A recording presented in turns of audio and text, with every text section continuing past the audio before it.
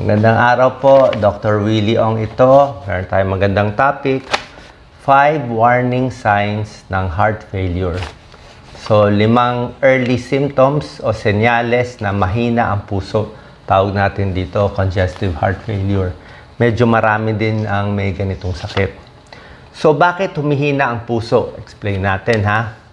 Alam nyo, pag tayo nagkakaedad, umabot ng 40s, 50s, 60s years, pag ganyan na edad, di ba, pansin nyo, konting ikot lang. Like ngayon, no, konting ikot lang, konting hingal, di ba? Mas hingal na tayo. So, pwede itong hingal natin dahil nagkakaedad lang, mas humihina ang mga muscles. Kasi yung organo sa katawan, humihina din eh. Puso, kidney, utak. Lahat humihina slowly.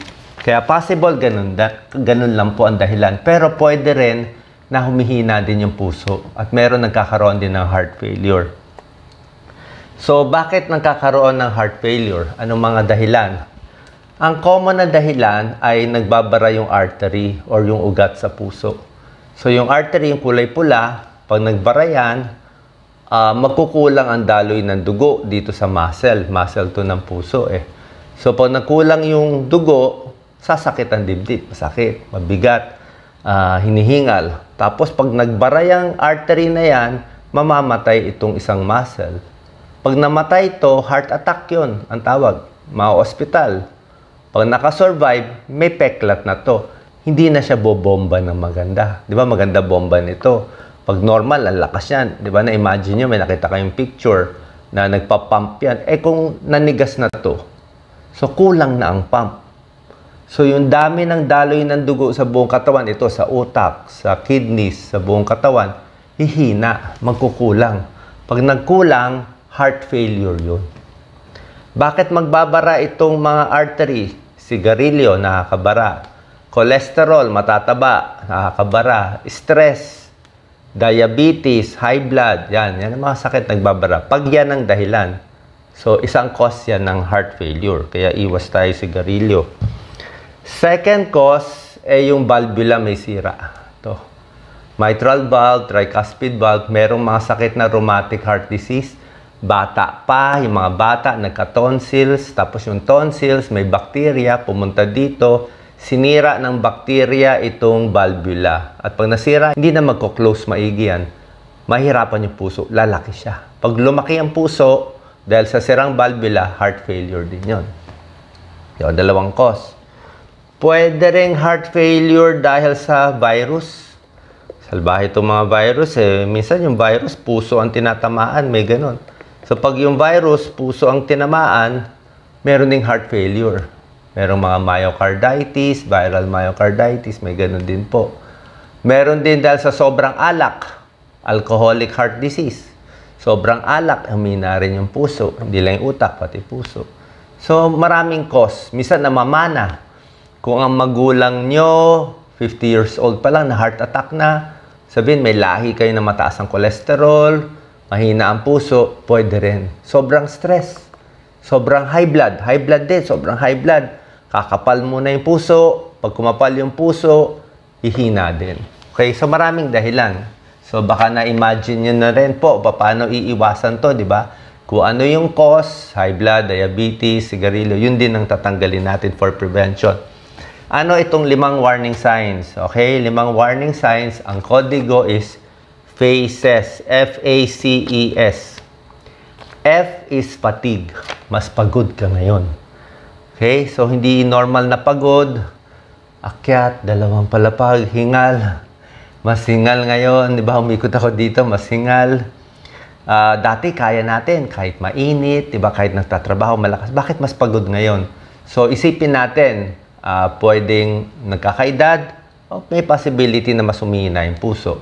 Pangalawa, A, activity limitation. Dating ginagawa mo, nagja-jogging, nagte-tennis, nag-exercise, kaya. O sa mag-asawa, di ba? Nagsasama, nagsisipi ang mag-asawa, ngayon di na kaya. So, bakit? So, isang possibility din na may mahina ang puso. Itong C, congestion, pulmonary congestion, may tubig sa baga. Yun ang sabihin congested, puno ng tubig yung baga. ano po to, medyo late na to. Late sign at seryosong sign na ng heart failure. Pag may tubig sa baga, dadalhin na talaga sa ospital doon, sa ospital kasi kailangan tanggalin to eh. Baka bumagsak yung oxygen. Tsaka pag may pulmonary congestion, ito higaan, di na sila makakahiga ng flat. Pag hihiga sila, pag flat, nalulunod sila. Pag hiniga mo, nalulunod, galit ng galit yung mga ugat dito, yung mga veins. Bilang internist cardiologist, alam na alam ko to. So, kailangan higa nila naka 45 degrees o nakaupo sila. Edema, pagmamanas. Pag may manas ang paa, sinasabi ko nga sa inyo, pwedeng walang kaso lang, pwedeng lagi kayo nakatayo, may varicose, kaya nagmamanas.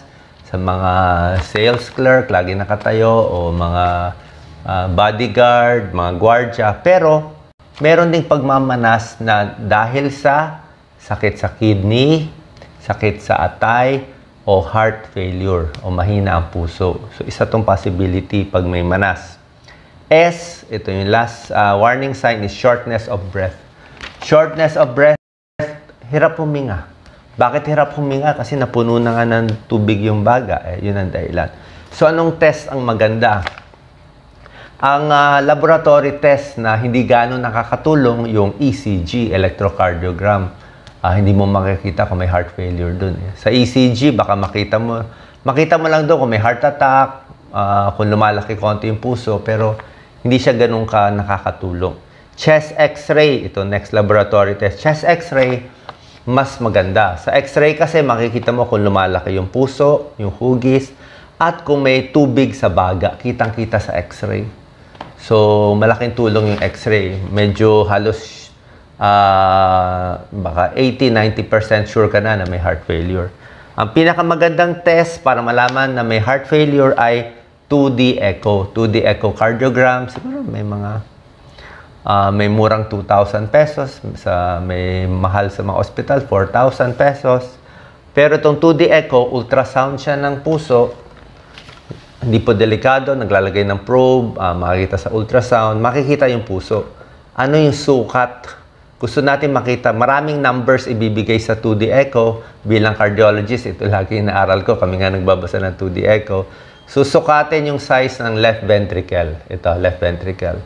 Dapat 5 cm lang siya. 5 cm. Pag umabot ka, let's say, ng 6 cm, heart failure na yon, malaki. Baka high blood o baka mahina na. Bukod sa left ventricular size na dapat 5 cm lang, pangalawang numero na pinakamahalaga yung ejection fraction. Yung sa EF, ejection fraction, ang normal is, sabihin, pagbuga, ilang percent lumalabas. Ang normal is 55% to 70%. 55. Maka 55, okay na. 55 to 70. Pero pag mas mababa sa 55, let's say 30% lang. Sabihin, 30% ng pagbuga niya, 30% lang ang lakas. O moderate heart failure na yon. May nakikita ko, 20% lang ang buga. Pag 20%, sirang-sira na tong muscle, ayaw na. Pero mo pagbuga, 20% na lang ang naitatapon niya. So, mahina na siya. Parang 20% na lang yung lakas niya sa katawan. So, yung 2D echo, medyo mahal, pero siya makakasabi na sigurado kung may heart failure o wala. Pag normal ang 2D echo, di maganda. Walang problema. Ano ang prevention? Para hindi tayo umabot sa heart failure. Kung walang heart failure, tulad na sinabi ko, sigarilyo, tigil, alak, stress, sobrang galit, high blood, gagamutin para hindi lumaki ang puso, pati diabetes. Diabetes, nakakasira din ng puso. Alat, huwag masyado maalat kumain. Healthy lifestyle, di ba? Tapos, paano kung may heart failure ka na? Let's say may heart failure na. Kailangan po magpa-check sa cardiologist. Okay, tulad ko, cardiologist. Wala po ibang choice eh. Kailangan talaga cardiologist. Medyo mahirap kasi gamutin ng heart failure, tinitimpla ang gamot.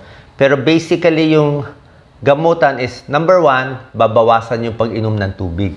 So, baliktad to sa healthy na tao. Sa healthy, sa lahat ng pinapayo ko, uminom ng maraming tubig, 10 baso, 12 baso, di ba? Para gumanda yung kidney sa normal na tao. Pero pag heart failure ka na, mahina na tibok ng puso, mahina na yung pag-pump, baliktad na ang tip.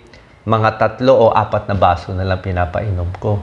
So gusto ko mas tuyo siya, mas uhaw siya, kasi hindi na kaya ng puso yung maraming tubig.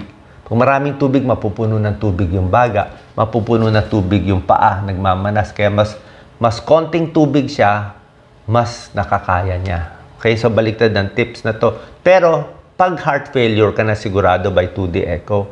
Pag hindi pa heart failure, di normal na pag-inom. Kaya nga po, cardiologist, sinabi ko, dito walang shortcut. Kailangan magpa-check up kayo sa cardiologist talaga pag heart failure. Bukod sa pag-limit ng tubig, bibigyan kayo ng pampaihi. Mga furosemide, Lasix, pero doktor magtitimpla nito eh. So, konti ang tubig, may pampaihi pa. Tapos pinapakain ko rin ng saging, 1-2 saging para may potassium. At bibigyan kayo ng gamot na ACE inhibitor or ARB. ARB or ACE inhibitor, pag ininom to ng mga 1 month, 2 months, 3 months, lumalakas yung puso eh. Yung 20% o 30%, baka mapa 40% niya, 45%. So, ito lang dalawa basically ang pinakagamot. At pero pa marami pa ibang gamot bibigay ang cardiologist nyo. Pero siya na po magtuturo sa inyo. So, sana po nakatulong tong video ko. At least general knowledge sa pag-iwas sa heart failure. Add ko na rin pala po, kung may lahi kayo ng sakit sa puso, magulang nyo, 50 years old pa lang, yung si tatay na heart attack at age 50s, mas mag-iingat kayo. Kung may lahi kayo ng diabetes, heart disease, high cholesterol, mas mag-iingat tayo, mas magpapacheck tayo. Kasi nga, namamana rin po itong sakit. Ingat po. God bless.